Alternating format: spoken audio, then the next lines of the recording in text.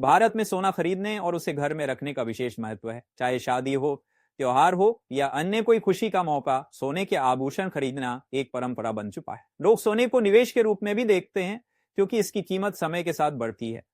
लेकिन क्या आप जानते हैं कि घर में सोना रखने की भी एक सीमा तय की गई है? आयकर विभाग ने इसके लिए कुछ नियम बनाए हैं। शादीशुदा और अविवाहित महिलाओं के लिए सोने की लिमिट आयकर विभाग के अनुसार महिलाओं को अपने पास एक निश्चित मात्रा में सोना रखने की अनुमति है। ये शादीशुदा महिलाएं 500 ग्राम तक सोना रख सकती हैं। अविवाहित महिलाएं 250 ग्राम तक सोना रखने की इजाजत है। पुरुषों के लिए लिमिट, शादीशुदा और अविवाहित पुरुष अपने पास 100 ग्राम तक सोना रख सकते हैं। यह सीमा बिना किसी टैक्स या कानूनी जटिलता के सोने को रखने की अनुमति देती है।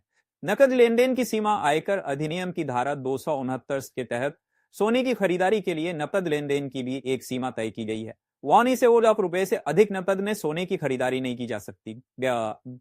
यदि आप इस सीमा का उल्लंघन करते हैं तो आयकर अधिनियम की धारा 271 के तहत नकद लेन देन राशि के बराबर जुर्माना लगाया जा सकता है।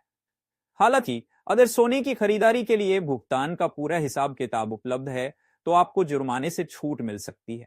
घोषित आय से खरीदे गए सोने पर टैक्स नहीं। यदि आपने सोने की खरीदारी अपनी घोषित आय या करमुक्त आय से की है तो इस पर कोई टैक्स नहीं देना होगा। विरासत में मिला सोना, विरासत में प्राप्त सोने पर भी कोई टैक्स नहीं लगता।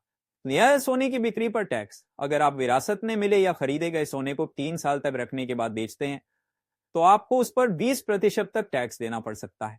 बिना रिकॉर्ड वाले सोने पर नियम, अगर आपके पास ऐसा सोना है जिसका कोई रिकॉर्ड या खरीदारी का हिसाब नहीं है तो यह कानूनी परेशानी का कारण बन सकता है। इसीलिए सोने की खरीदारी हमेशा बिल और प्रमाण के साथ करनी चाहिए। सोने पर टैक्स के अन्य प्रावधान, अगर आप सोने को भाव बढ़ने पर बेचते हैं तो उस पर long term capital gain tax लागू हो सकता है। यह टैक्स 3 साल या उससे अधिक समय तक रखे गए सोने पर लागू होता है। सोना खरीदना और उसे घर में रखना भारतीय परंपरा का हिस्सा है, लेकिन इसके लिए आयकर विभाग के नियमों का पालन करना जरूरी है। शादीशुदा महिलाओं, अविवाहित महिलाओं और पुरुषों के लिए सोना रखने की सीमा तय है। इसके अलावा नकद लेन देन और टैक्स से जुड़े नियमों का ध्यान रखना भी बेहद जरूरी है। सोने को निवेश के रूप में देखने वालों के लिए यह जानना जरूरी है कि इसकी बिक्री पर भी टैक्स लागू हो सकता है। सही जानकारी और नियमों का पालन करके आप कानूनी जटिलताओं से बच सकते हैं और अपने निवेश को सुरक्षित रख सकते हैं।